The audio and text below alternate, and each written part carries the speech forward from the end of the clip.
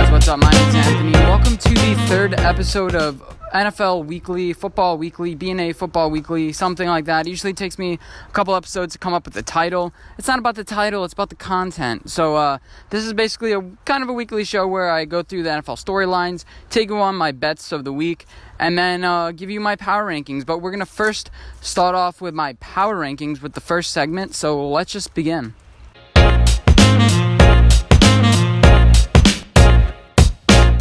Okay, so my power rankings of the week, I'm going to throw up my power rankings from last week, or at least a change. I might do the math. Basically, nothing has really changed that much. I said last week I'm not going to try to change a lot of things because I'm going to put teams in places that I think they actually are. And if this list is good, these teams shouldn't change much. So number one, I switched it. I have to have the Patriots number one. No, Tom Brady is the only quarterback I think that could be successful in the system. He knows his first reads. He can get the ball out really quickly. You could say Derek Carr can maybe execute it because he can get his reads out quickly. But a horrible offensive line, lackluster weapons, now with Mohamed Sanu. But, they haven't really had a lot of weapons to surround him with. I moved that ahead of the 49ers because I think Jimmy G he's just going to throw the ball away. He's a glorified version of Josh Allen. He could throw the ball a little bit better. But the thing is, Jimmy G doesn't do anything great.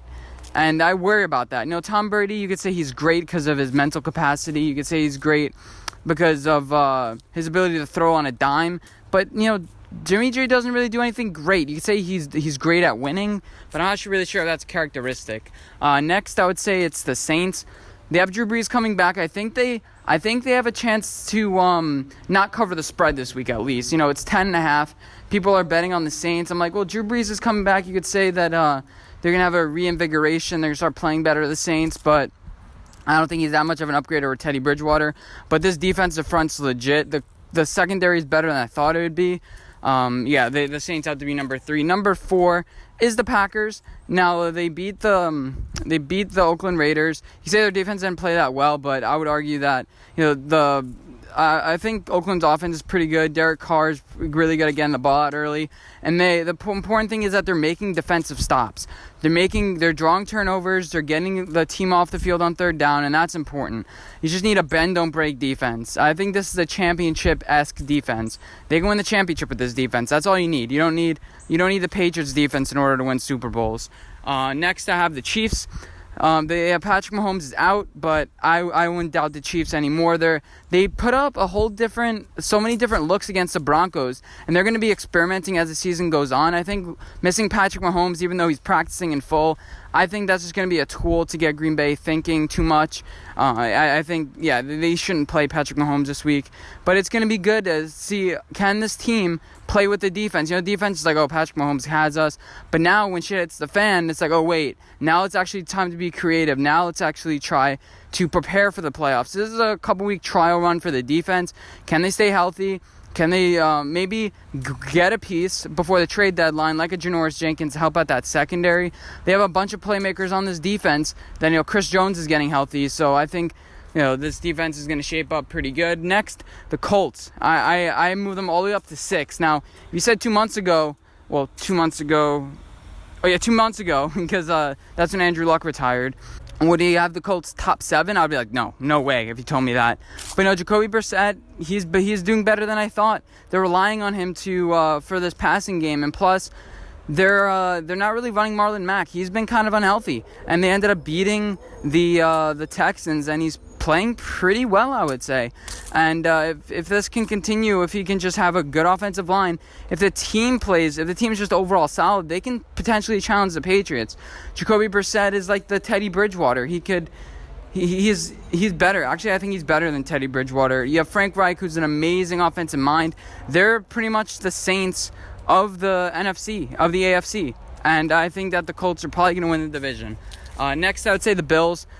Now, I'm cautious about this. I'm going to keep on repeating it. I'm cautious about having the Bills in the top 7. I'm cautious about it, okay? But I just don't see any team that I would put above the Bills. I just don't. A lot of teams are inconsistent. The Bills are one of the most consistent teams. They don't have a great passer. But, he's good enough. He's good enough to win. The Bills' offensive line has been probably top 2 or top 3 in the league, if not the best in the league. So, I mean, they're keeping Josh Allen upright. And it's not just about the quarterback. This is not a quarterback ranking list. This is a team ranking list. You could say, oh, Jacoby Brissett's bad, but the team is good around him. That's why I have him so high in the power rankings. The coaches are good. I mean, we talk about all the time how, you can draft so many players that are good. If you don't develop them, there's no use in them. So a bunch of teams, they just never get good because they're bad at developing players. And we see that all around. And the defense is obviously top 5 again. It's pretty good. They left 21 points to the Dolphins, which is kind of confusing, but it was like a Fitzmagic type thing. I don't know. I think they kind of were... They were kind of sleeping. And they're like, you know what, let's just take a week off kind of thing. Let's not try 100%. They're going to... When the time comes, they're going to come to play. Next, the Texans, they're still a good team. Just because they lose doesn't mean they're a bad team. People all of a sudden jump on and off bandwagons. I'm buying the Texans a little more because they went all in on Laramie Tunsil. They protect Deshaun Watson. They have 2 or 3 good wide receivers. The offensive line hasn't been that bad. They obviously have been a little bit dinged up with Tyus Howard. But, they just need a secondary. They're trying to address that. I think they were the team that picked up Conley.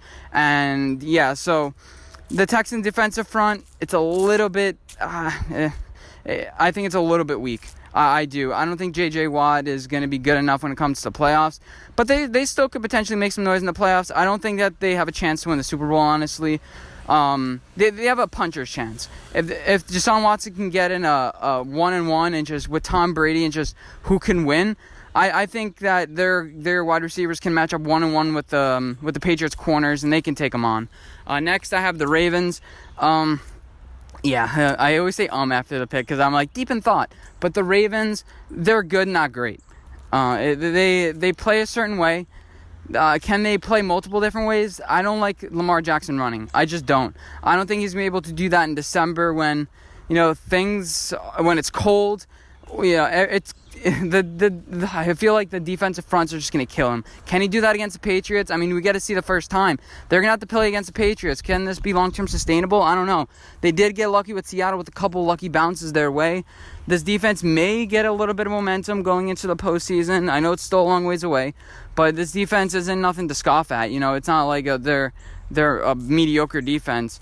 Actually, they are a mediocre defense. But John Harbaugh is a good coach. You see a trend with a lot of these teams. The beginning of the year, you have a bunch of teams that get lucky, and then towards the end, it's like that's when the good coaches come out. That's when they start sorting out. The next is the Vikings. I had to include them top 10 because of their 3-game win streak, but we'll see how Kirk Cousins does on Thursday Night Football without Adam Thielen, with a better, improved offensive line. And, things... We'll see what happens when things don't go all his way. Can he still be that guy who throws 4 touchdowns a game? Can he still be that guy? This is the thing I hate about most valuable player. I'm getting a little bit off on a tangent. How valuable is Kirk Cousins if he wins the MVP and has all these stats? No, it was the pieces that surround him that did really well. It wasn't him. He didn't lead his team. The narrative is going to be like the pieces around him did more than what he did. We saw when the pieces weren't around him how this team was. If anything, the MVP should be to everyone but Kirk Cousins. That type of thing. And even though they're just doing their job, I guess. But yeah, the Vikings, they have a good coach, Mike Zimmer. I'm kind of cautious about him. Not sure, but when he gets a week to prepare, he has his team prepared. Gary Kubiak, I'm not sure if this run thing is going to be long-term sustainable. What if they get dinged up on the offensive line? Can Kirk Cousins do it? But they're not dinged up, and I can trust them for now. Then I have the Cowboys, obviously, with that big win. Their defense isn't creative, and I think coaching down the stretch will probably... They have all the talent, but coaching down the stretch, I think, is going to be their downfall. I think that, like, one-on-one teams are just going to scheme something up like a Sean McVay did against them last year, and they're just going to be able to outwit them. And I think Dallas is really talented. They're really talented, but what do they do great? I mean, they have a good running back. Ezekiel Elliott's missing holes. He's playing a different style because I guess he doesn't want to get hurt now that he's paid. Is there complacency with this team? I'm not sure. We'll see down the stretch, but I had to barely not include in my top 10. 12 Seahawks. Seahawks are good. They're a good team. People are going to jump off their bandwagon. I put a $5 bet on them to win $150 because I'm like, you know what, people are going to be jumping off the bandwagon. Oh, they lost to the Ravens at home. Are they the same at home? I'm making a video about, like, what happened to the Seahawks about home. I think I already uploaded that by now. But I think the Seahawks are a good team. Your offensive line is improving. I think that as the season goes on, Jadeveon Clowney and Ezekiel Ansah are going to round up into shape. They're making moves in the secondary. They maybe even make some more moves. And Seattle's a good coach team. So, Pete Carroll's going to have this team in December playing good defense. And Russell Wilson can just do his magic. He doesn't really have that many wide receivers. DK Metcalf, I think, is a little dinged up. But you still have Doug Baldwin. Not Doug Baldwin. I always forget the wide receivers' names because it seems like they're all the same. But, you do have a decent enough wide receiver core. You have a nice running game that you could rely on. And in the end, I think that'll be good for them. Then I have the Bears. I think what the Bears are doing, I'm going to make a separate video on this, but I think what the Bears are doing is just throwing Mitch Trubisky a lot. They need to get him reps because he hasn't had a lot of reps. That's why they gave him 50 reps against a good defense. And he's going to need to improve his mechanics. I mean, even I can see his mechanics falter. And when he has good mechanics, he does good. And this team is going to have to get the coaching is a main problem too with different blocking schemes. The team, they're just not helping Mitch Trubisky that much, and it's just a combination of a lot of things. They need a big presence, and I think if you can get A.J. Green, that would be a big thing for this offense, especially now. He hasn't played for 8 weeks. He's going to be healthy going into the latter part of their season. A nice veteran leadership. Him and Mitch Trubisky can work together. I think that they should trade for A.J. Green. I think that it will really help this team. And then the defense will play better. Is Chuck Pagano a good defensive coordinator? I don't know. They let up 36 points to the Saints. Is this a sign of Chuck Pagano not being a good defensive coordinator, or the defense just giving up? You can say Akeem Hicks is hurt. He's a little banged up on the defense, but I think that it's yet to be seen whether this Bears defense is going to be good. And I think Mitch Trubisky is on the fringe of losing this team, and you need to get some playmakers. You can't get all small guys, and Mitch Trubisky just needs more reps. And then Lions, they did trade Quandre Diggs, and they're on the fringe again of losing the locker room. But I think this team is good on paper. They are. Is it one of those teams, I don't know, like last year, like the Falcons, I guess, that's just good on paper, but just the luck of the draw just doesn't happen? Or do they end up being like the Houston Texans and the Colts, who start off a little bit rough and end up making it to the playoffs? It's a hard division. I think Matt Stafford's playing. He might be in the MVP conversation as the year wanes if they keep on winning. Well, not keep on winning, if they start winning. And it's, again, a lot of coaching. This is where the coaching separates. There's a thin layer. I mean, the Bears, the questionable coaching. The Lions, questionable coaching. Cowboys, questionable coaching. The Lions and Matt Patricia. Sometimes Matt Patricia makes some boneheaded play calls, kind of like what Pat Shurmur's doing down the stretch. It's like, why are you doing that? Like, you need to help your team win. Like, I think especially a bunch of people now, they played Madden. It's just like, you need to know when to call your timeouts. You need to know when to challenge. Come on, Matt Patricia. Get your things right. This is a talented team, and a bunch of players like Trey Flowers are underperforming, and they're still playing pretty well. I think that, once you get Trey Flowers to step up, Damon Harrison hasn't really been as good this year, then you can start talking about this team. They need I feel like they need to go all in on like a Melvin Gordon or something. Just go all in, especially now that Kerryon Johnson is down. And then, that's pretty much it for my Super Bowl contenders. I want to mention one more, the Rams, at rounding out at 15. I usually stop it on my Super Bowl contenders because I don't want to talk about any other team. I usually make some other points about some other teams. But the Rams, they have Sean McVay, they have Jared Goff. You can say the defense is going to be a little bit more motivated, especially with Wade Phillips. You get Jalen Ramsey, and they may be a little bit more motivated now to succeed. They're kind of a little bit stale. This division is good, but they may be able to sneak into a wild card spot. You're playing against the Vikings, Seahawks, maybe Philadelphia Eagles, maybe Lions, who else? Maybe Panthers. But, if they could see a wild card spot, they can potentially attack it. Jared Goff isn't horrible, but it's all dependent on Todd Gurley and whether they can develop a different running back too. And if this offensive line is really bad, how bad do they get, and can they keep Jared Goff upright? And now let's just scrolling down to my different teams. I'm going to have them now on the screen, my bottom 17 teams, the teams that I don't think even have a shot at the Super Bowl. And yes, the Panthers are in here. Kyle Allen is going to get schemed up by a coach, and they're going to expose him. Ron Rivera is a good coach, but I don't think this is long-term sustainable for this team. I don't think that the Panthers are a good team. I have them at 19. Prove me wrong.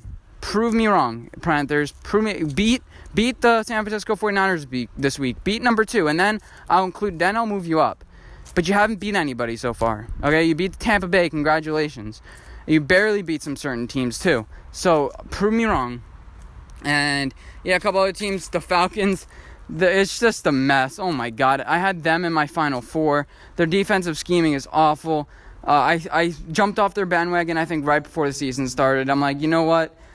They didn't really do well in the draft, even though really the year after a draft, it doesn't really have that much impact. But I'm like, well, if they did bad this year's draft, I'm like, I wonder what the other drafts were like.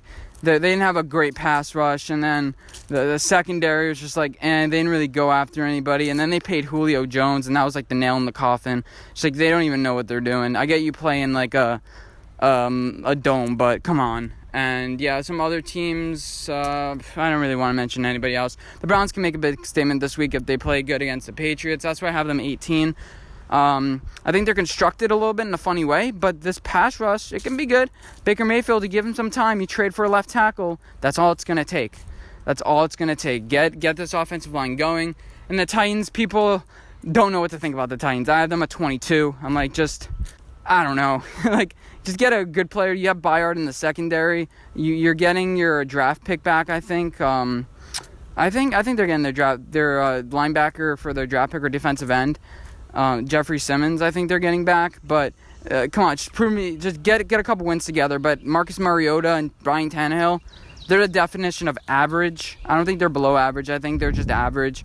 And yeah, I mean, can they get what is their ceiling? Mike Vrabel is a good coach, but you have to have this team fighting every single week. One week they're great, one week they suck. When you're in the playoffs, guess what happens? You suck, you're out, and that's it. You can't string together a couple wins, and that's it. You don't have an overwhelming team to play bad one game and win. That's just what it is.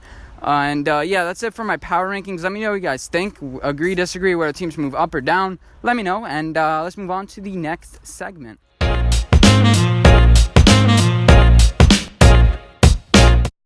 Alright, and welcome to the top 3 storylines of the week, and I always include a Giants subject in this because I'm a Giants fan, and I feel like we should talk about the most important thing Giants related.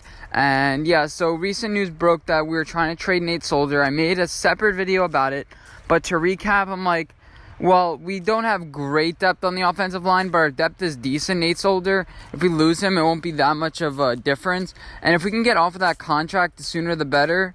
That's just my whole opinion about it. He's an albatross contract. We'll draft somebody high in the first round next year, and then that'd be fine. And hopefully we can get maybe a third or a fourth rounder for him. And, the more picks you get, the better chance you get at landing on one. So I think this is a good option. Daniel Jones, you could say, is going to be left to the Wolves in a way, but it can't be much worse, I don't think. Our offensive line is probably 20th in the league instead of bottom 5, but we're going to continue to make improvements on this offensive line. That's just my opinion about that. Next person that we could possibly trade before the deadline, I've been hearing a lot of Dalvin Tomlinson rumors. I don't think we should do that. With the 3-4 system, you need defensive tackles.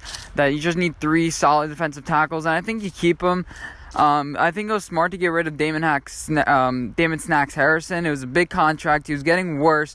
He was playing really well last year, but we could tell he was just on the fringe, which is a good sign for the Giants. Kind of like that Bill Belichick style. Get rid of him before he's about to fall off. And we got a 5th rounder for him, and we ended up getting, I believe that pick was either Darius Slayton or the guy who got shot. I forget his name. Gallman? No, not Gallman. I think you guys know who I'm talking about. Okay, I'm going to stop trying to guess what his name is. A cornerback. Corey Ballantyne. There you go. I knew it would come to me eventually. He's been injured and has been on and off the field. In the preseason especially. I haven't seen much of action in the regular season. I don't think we should get rid of a defensive tackle. As far as any linebackers, I think you want to bring back Ryan Connolly. He tore his ACL. They say that you're back after you tear your ACL, you're not good. I think that's the position that we draft for. If we can get Dylan Moses or somebody like that. I mean, he's injured right now for Alabama. He's out for the year. But if we can get a good linebacker, that'd be great. We're a couple of positions away. We need to replace Antoine Bethea. That's a big one. Maybe Julian Love does that. As far as any skill positions, we're not going to trade Golden Tate. We're not going to trade Sterling Shepard. These guys are good enough. Evan Ingram, people are always like, oh, he's going to break out. He's going to break out. I'm waiting to, I want to see it to believe it. He keeps on dropping passes. He has a great game, then he sucks. We need consistency from this guy. And, no, that's not what I'm really talking about. I want to talk about more of trades, who we could trade. There aren't too many guys. We don't really have that many assets. Obviously, the big one is Janoris Jenkins. I think we could potentially trade him to a couple teams. This is the big piece. Nate Solder to the Browns would be good. But Janoris Jenkins, if we can possibly trade him to a team, the Eagles are looking for somebody. They're desperate for a corner. So we can give him that. I mean, that'd be great for them. The Chiefs are looking for some people in their secondary. There are a lot of good teams that are, looking for secondary pieces. Obviously the Patriots are really good in that front. And even the 49ers, Ahkello Witherspoon is down. They could potentially want another corner across Richard Sherman, but they're already paying their guy. Obviously, the Rams made their move, and the Jaguars are going to be looking to replace Jalen Ramsey in the draft.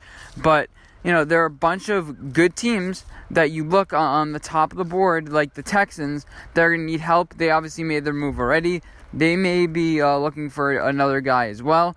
You also have the Raiders, who may be looking for a shutdown corner like Janoris, and if he becomes available, they may be like, oh yeah, well, screw the draft. They only got like a fifth rounder for Conley. Like, maybe they could pick up Janoris Jenkins. So those are a couple of teams that I'm throwing out that could potentially trade for Janoris Jenkins. Obviously, I probably miss a couple, but yeah, those are some top teams that I think could want a guy like Janoris Jenkins, and he has a 1-year prove-it deal, and usually that works out for some certain teams.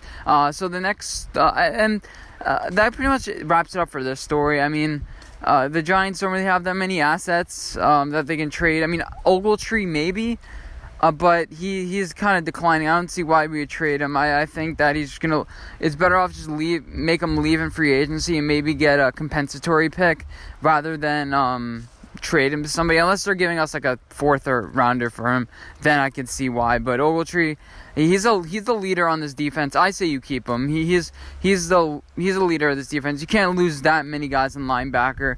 We just get torched all the time if he's officially gone forever. Especially since we have lost a lot of depth in linebacker so far. My next story of the day is, or the week, I guess, is Tom Brady. I think everyone knows at this point the rumors with him selling his house.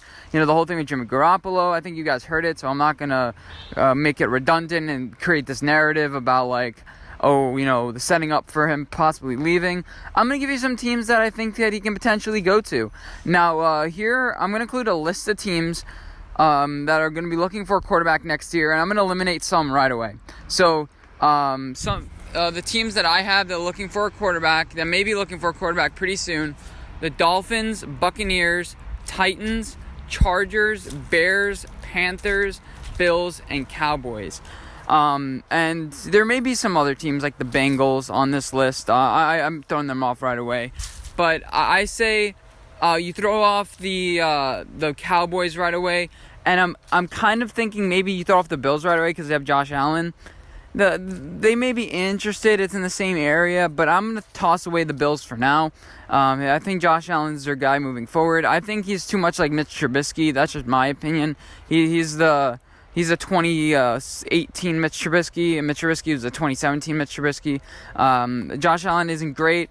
He's going to throw the game away for you, but I think whatever. It's in the division as well. So I also I think that the Panthers could be a good fit for Tom Brady, because you do have a pretty good offensive line. You have pretty good defense. Ron Rivera is a defensive coach. They're in the NFC. It's a different conference, so I'm not sure what to think about that.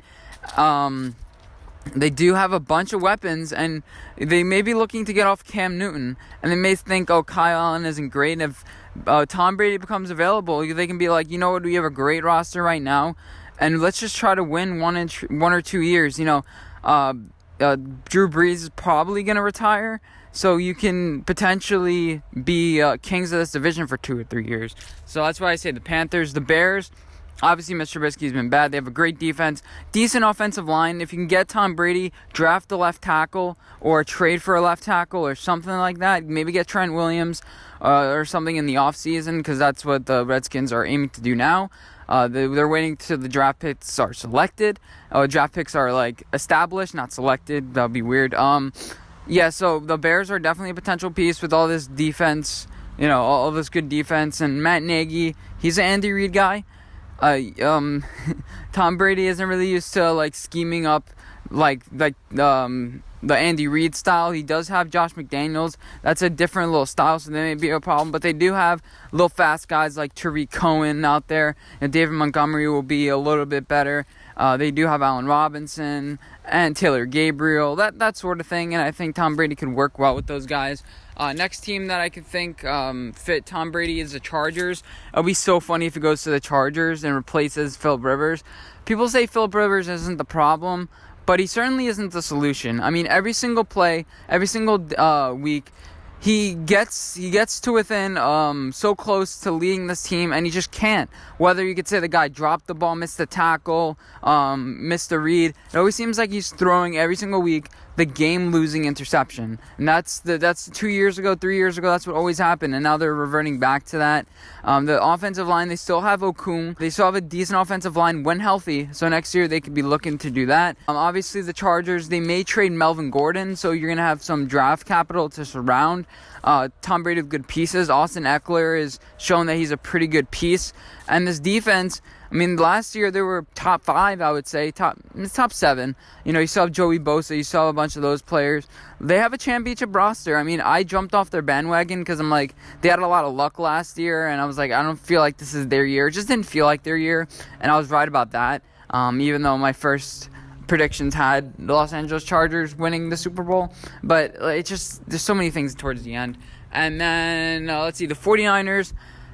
This has been mentioned. I don't think it's going to happen. I think the 49ers are going to stick with Jimmy Garoppolo because they're going to be winning with him. I think they're just going to miss their window of opportunity. You could say the $4.2 million buyout. You could say a great offensive line, Joe Staley, Mike McGlinchey, everything like that. It's great, but I think they're just going to go with Jimmy Garoppolo, stick with the guy in-house. It's the guy they developed. It's the guy Bill Belichick wanted, so I think they're gonna aim to keep him unless he gets injured or something. But I still had to mention that. The Titans, I can't, this is one of those teams I can't see him in a Titans uniform. You could say Mike Vrabel. The offensive line is getting worse and worse every single year. They're probably gonna look to get rid of their first round pick from 5 years ago. He's in the 5th year of his rookie contract, Mike Conklin. I forget how to pronounce his last name, Mike Conklin or something. This offensive line is getting worse and worse. Their defense is pretty good. Their secondary, they have a decent enough pass rush. Their wide receivers are good too. You had Adam Humphries that ended up going to the Titans instead of the Patriots. So that'd be funny if Tom Brady ends up throwing to him. That'd be like a weird kind of like, oh, this should have been on a different team, and the fact that it's on the Titans is kind of weird. It's a Mike Vrabel. I mean, it'll be kind of cool if Tom Brady ends up being coached by his former teammate. That'd be kind of cool. And then the Buccaneers, Jameis Winston, Bruce Arians, not sure it's going to work. Bruce Arians is probably going to leave, and then Tom Brady would be reunited with the coach of his choice pretty much. I think the Buccaneers would be like, you know what, we'll have the coach that you want. They're paying right now a left tackle, Brendan Smith, like $16 or $15 million, like $20 million in dead cap. So he obviously is going to be protected. Their offensive line is decent enough. They have a decent enough pass rush. You have guys like O.J. Howard and Mike Evans who are talented, but they haven't really had a good quarterback to get them the ball. Imagine Deshaun Jackson was on this team and Tom Brady was the quarterback. That'd be sick. Their defense, you have guys like Vita Vea and Jason Pierre-Paul's coming back soon. You have Shaquille Griffin. Is it Shaquille Griffin? No, I feel like I'm saying that name wrong. The guy who's leading the league in sacks. But yeah, the secondary needs to be a little bit better, and they can actually trade for Janoris Jenkins. That's a little side topic, but yeah, I think that the Buccaneers could be a potential spot for Tom Brady to go to.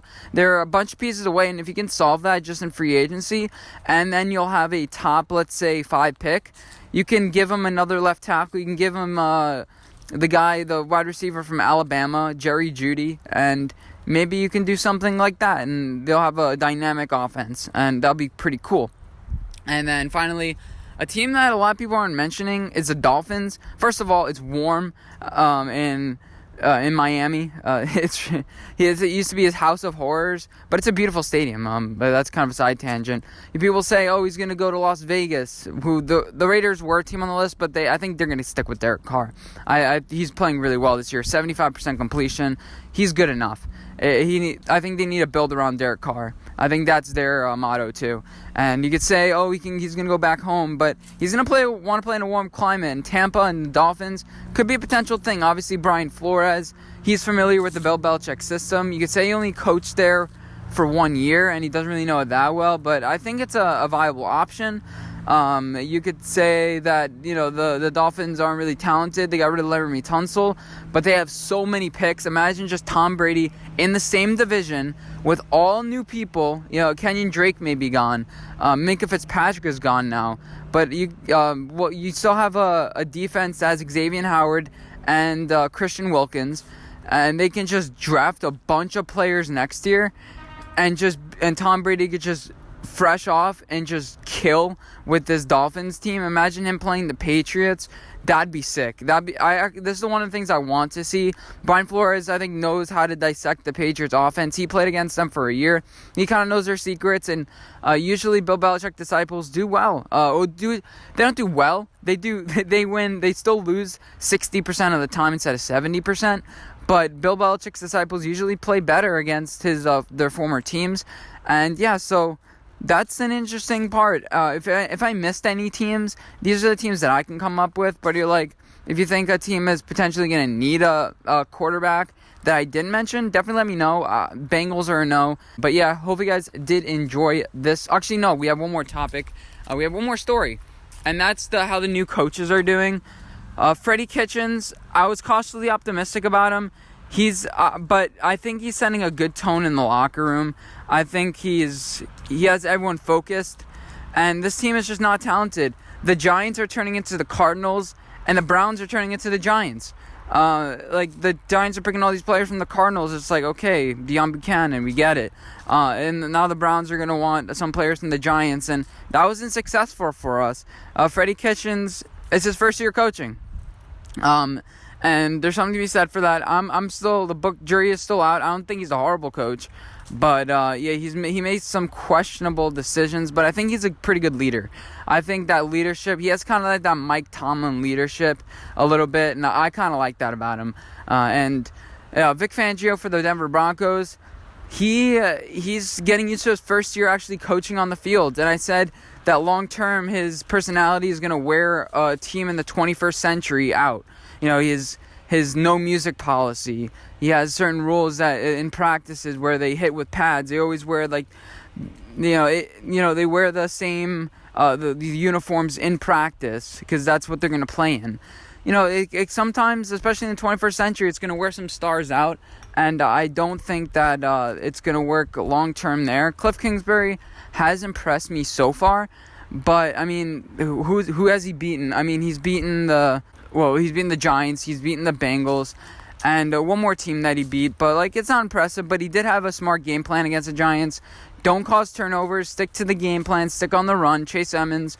And that's smart. He didn't go we're going to do my air raid offense, or that's it. So I'm pretty proud of that. Zach Taylor, obviously, this team isn't good. Zach Taylor, Andy Dalton looked pretty good in the first couple weeks, but he's kind of stepped back as they played better defenses. Yeah, it's not really Zach Taylor's fault. I mean, you could tell this is just a bad roster. They're going to reset. I don't think they should fire him. I don't think he's the right coach, but I don't think his performance deserves to be fired for. This is a bad team, and they're playing worse now that he's coaching, but I really don't think it's his fault. Matt LaFleur, He is the coach of the Green Bay Packers. Him and Aaron Rodgers have a good relationship. They're like brothers right now. And I think it can go sour when things go bad, but right now it's working out good. Aaron Rodgers is doing his own thing. Matt LaFleur is just like, yeah, I'll let you do your own thing, but please stick to the game plan a little bit. Aaron Rodgers is buying in. He thinks Matt LaFleur is on Aaron Rodgers' side, and there's something to be said about that. I was one of those cautiously optimistic people in the beginning of the season. I had them going 9-7. Obviously, they're going to do way better now. Matt LaFleur, he may win Coach of the Year if you think about it. Who else would win Coach of the Year at this point? I mean, Andy Reid, no. Matt Nagy, obviously, again, no. He won't win Coach of the Year. Yeah, there aren't too many guys where you'd be like, oh, yeah, they're the Coach of the Year. Or maybe Kyle Shanahan. But maybe Sean Payton because of what he's doing with Teddy Bridgewater. But, yeah, that's my opinion about that. And there's one coach that I'm missing. Oh, Brian Flores. Yeah, this team is just bad, but he has them fighting. I mean, they still are playing. I mean, they went toe-to-toe with Buffalo last week. And, yeah, they're still fighting for him. They're still playing. They said he'll lose the locker room right when they lost Laramie Tunsil. I heard the people in the locker room saying that, you know, if you trade him, that would suck. But this team has a little bit of optimism in the future. They're just playing. This is the gut check at this point. This is the bad times. And, you know, you have Josh Rosen and Ryan Fitzpatrick who are playing well. There's no give up on this team. They haven't given up yet. And even though it's early in the season, we'll see how they develop later in the season. But those are my three main stories of the week. And, yeah, let's move on to the next segment, which are my bets of the week, I believe, or my power rankings. I don't know how I'm ordering this, but definitely stay tuned. And, yeah.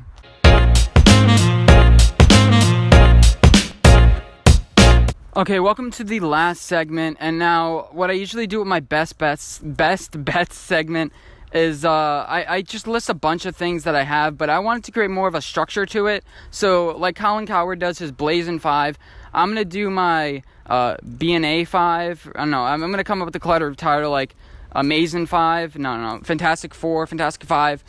Here are my top 5 picks this week that I think you should pick, and if you want to make some money, listen to me. And that's how it's going to work. So number one, I'm taking Miami plus 14.5. Now they have Ryan Fitzpatrick back in. They've overperformed the last couple of games. They scored some points against the Redskins, almost came back in that game. Probably should have won. And last week they had a really good game up in Buffalo. Now they're in Pittsburgh on a Monday night game. A little bit more rest for them. Both teams have a little bit more rest. Steelers are better coached and better managed. But I think Miami, they don't lose by more than 14.5. It's supposed to be rainy this game. I think it's a low-scoring game. Jalen Samuel is hurt. Pittsburgh is going to have trouble establishing the run game. They may throw a couple interceptions. Dolphins have they have Xavier Howard in that secondary. I think that Miami, with Ryan Fitzpatrick, plays a little bit better. They have a little bit more juice, and they were close last week. They really only lost by 3 points, and then they try to go for that onside kick, and that's what really blew the game open to 10 points. They were 17-point underdogs last week. They stay up in the Northeast. Didn't really have to travel that much, I don't think. So I'm taking Miami plus 4. Next, I'm taking Indianapolis plus 6. This line was 6.5. Now it's down to 6. They're playing home at Indianapolis. The Denver usually has its advantage in cold outdoors because of their physical presence. Denver got embarrassed, you could say, on Thursday Night Football. They have a little bit more rest. That's something going against the Colts. But the Colts are going to have a better running game. Marlon Mack, he's getting healthier. You have the return to Justin Houston. That's going to make problems for this offensive line for Denver. And Jacoby Brissett, it's on a hot streak. Frank Wright's a good offensive coach. He's playing against Vic Fangio. And I think that Jacoby Brissett's going to be able to win by more than a touchdown against the Broncos. The key thing is that 6 points. That means they win by a touchdown. I like that 7. I really like that 7 number. The Colts have played fairly well at home this year. They're like 2-1 or something at home this year. They've had some impressive games. They lost to the Oakland Raiders at home, but Oakland is a pretty good team. And take the Indianapolis plus 6. Take the Redskins plus 16.5 against Minnesota. I do not trust Kirk Cousins on Thursday Night Football. He always plays bad. I don't think the Redskins are going to win, but I think they'll cover that 16.5. They've struggled in the past couple weeks. Keep that in mind. Only scored 17 against Miami. They didn't score any against San Francisco.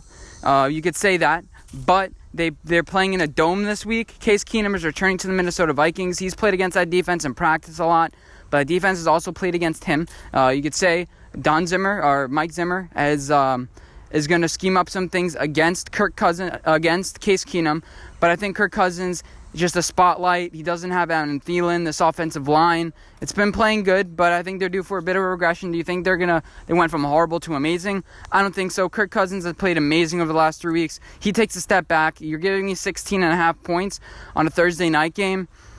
I think I take it. It's a short week. It's a really short week, actually, and the Redskins are going to be up for it, I think. It's an interim coach. Usually you play better with the interim coach. He has his quarterback. He knows what he's doing. The Redskins are finally getting a little bit more healthy.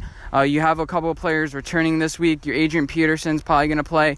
And I think that Josh Norman and a couple of the pieces in their secondary can match up one-on-one with the wide receivers for Minnesota. So take Redskins plus 16.5. Number 4. So Daniel Jones is a underdog in the game against the Lions. He's lost 3 straight. Oh, it's a turnover. Oh, Pat Shurmur sucks. Oh, he's bad. They're going to Detroit, playing in a dome. Daniel Jones, his last 2 games, he played in rain and cold.